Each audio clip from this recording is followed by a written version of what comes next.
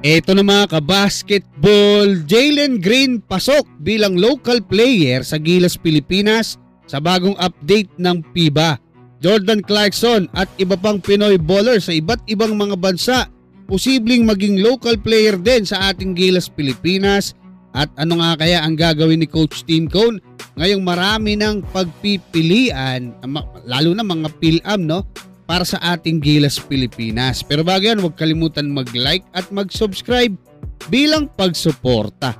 Sa pinakabagong update ng FIBA sa kakatapos lang na FIBA Central Board meeting ay binago na nga nila yung limit ng edad ng mga players para makakuha ng passport at maging eligible bilang local player sa kani-kanilang mga bansa na gustong paglaruan. Mula kasi sa 16 years old, mula sa before 16 years old, no?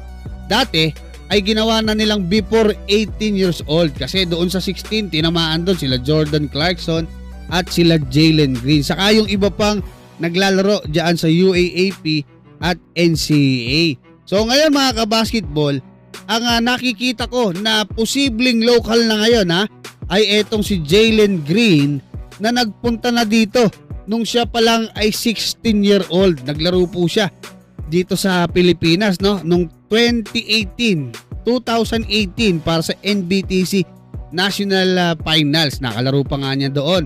Etong ating pambatong si Kai Soto. Ngayon mga kabasketball, hindi ko lang alam kay Jordan Clarkson.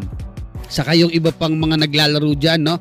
Sila Remy Martin, yung mga naglalaro sa UAAP, 'di ba? Diyan sa NCAA, kung papasok sila. Ngayon, ang malaking tanong kasi diyan, kung anong gagawin ni Coach Tim Cone if ever nadadami na nga yung mga pagpipilian niya. Kasi may mga malaking gwardiya diyan sa UAAP na baka nakapag-acquire bago sila mag 18 years old, nakakuha ng passport.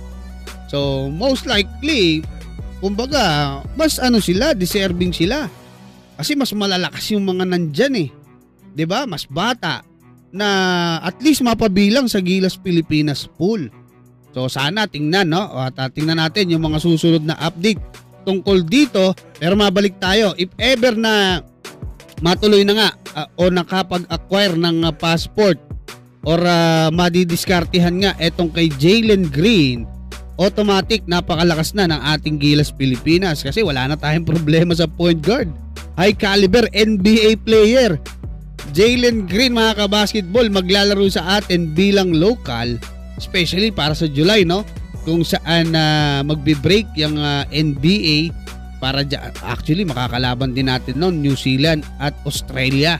So may naturalized player pa rin naman tayo. Nandiyan si Justin Brownlee. Tingnan natin kung si Jordan Clarkson pwede rin maglaro as local or naturalized. Tingnan natin, pero masasabi ko na biglang lumakas etong ating Gilas Pilipinas. Antabay lang tayo sa mga susunod na update. Marami po yan.